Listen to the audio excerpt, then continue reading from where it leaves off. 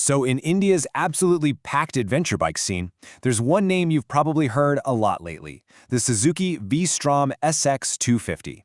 It comes with this big promise of Japanese reliability and do-it-all capability. But what's the real story? We've dug through what actual owners are saying to get you the inside scoop.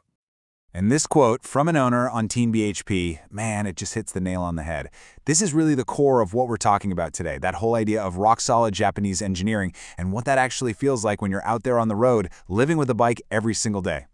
So that leads us to the big question, right? With so many other bikes out there, has Suzuki actually found that perfect sweet spot? Is it the ultimate all-rounder? Well, to answer that, we've got to start with the heart of the machine. All right, first things first. Let's get into the engine and the ride, the heart of the Strom, because this is really where you start to understand what this bike is all about. You know, you look anywhere, Reddit, forums, you name it, and the one word that pops up over and over is smooth. Owners call it buttery smooth, totally vibration-free. It's a kind of refinement you just don't see in some of its more, let's say, rugged competitors. It makes it an amazing bike to just live with every day. What's really cool, though, is that this engine has this kind of split personality. Keep it below 5,000 RPM, and it's super chill, totally manageable for weaving through city traffic. But get it past that 5K mark, and it just wakes up. You get this fantastic surge of power in the mid-range that makes highway cruising and overtaking just effortless. And yeah, people have pushed it all the way up to 143 kilometers per hour. But if you ask any owner, they'll tell you that's not its happy place. The sweet spot, where the engine is just humming along with zero vibrations, is right around 100 to 110. At that speed, it feels like it could just go on forever. And speaking of going on forever, that is the perfect segue to our next topic, comfort. Because let's be honest, an adventure tour isn't worth much if it beats you up on a long ride. I mean, just listen to this. This comes from a rider after a 1,500-kilometer trip. That is a heck of a statement, right?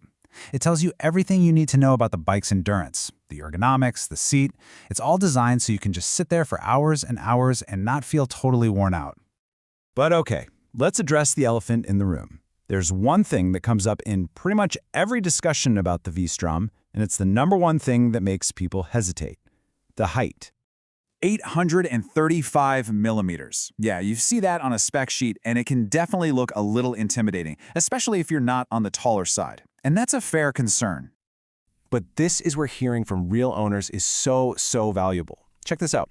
A rider on Reddit who's 5'4" says it's perfectly comfortable. The general feeling is that, yeah, it feels tall at first, but the bike is so light and easy to handle that you get used to it really fast. It's more about your technique than your height. Okay, so it's comfortable and the height is manageable. But what about just living with it, the day in, day out stuff? Let's take a look at the real-world ownership experience. First up, one of its absolute superpowers, fuel efficiency. Owners are consistently getting around 36 kilometers per liter. That's better than most of its rivals, which means it's just way easier on your wallet, whether you're commuting to work or heading out on a massive tour. And that affordability doesn't stop at the fuel pump. Maintenance is another huge plus. We're talking about 2,000 to 2,500 rupees for a service every 5,000 kilometers. It's predictable, it's affordable, and there are no nasty surprises. So if we boil down all the long-term owner feedback, here's what you need to know. First, the reliability is off the charts. People have taken these things to Ladakh and back without a single problem. Second, the suspension is definitely on the firm side. Great for road stability, but it can feel a little harsh if you're on really rough stuff. Third, the stock tires are fine, but most people say you'll want to upgrade after about 10,000 kilometers for better grip. And finally, and this is a big one, everyone is clear, this is a road tour that can handle some bad roads. It is not a hardcore off-road machine. So, keeping all that in mind, where exactly does the V-Strom fit in the bigger picture? Let's put it side by side with its biggest competitors and see how it stacks up. When you just look at the raw numbers, the V-Strom's case gets really strong. It's the most affordable, it sips the least amount of fuel, and check out that weight, 167 kilos. That's the all-in weight ready to ride. Being the lightest of the bunch makes a huge difference in how nimble and easy the bike feels, especially for newer riders. But you know, it's not just about winning a numbers game on a spreadsheet. Each of these bikes is built with a totally different idea in mind, a different philosophy. So it's not really about which bike is the best. It's about which bike is the best for you and your kind of riding. So you really have to ask yourself, what's my rider profile? If you want that super reliable, smooth, comfortable machine for eating up highway miles, the V-Strom is your guy. If you're all about aggressive performance and sharp handling, you're probably looking at the KTM. And if your adventures are genuinely off-road, then the Himalayan is the undisputed expert there. Okay, so let's wrap this all up. After listening to the owners, looking at the data, what's the final word? Is the Suzuki V-Strom SX the bike for you? Look, this bike is for a very specific person, and it's brilliant for them. This is your bike if you care more about a smooth, refined ride than you do about raw, aggressive power.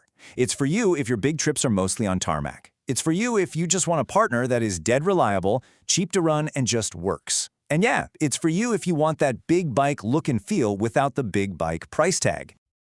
So really, it all boils down to this one simple question. What do you value more on your adventure? Is it the absolute thrill of pushing a machine to its limits? Or is it the quiet confidence of knowing, no matter what, that your bike is going to get you there and back again? The V-Strom isn't about being the loudest or the fastest. It's about being the most dependable friend you could ask for on a long journey. And for a lot of us, that's the best adventure there is. Thanks for tuning in.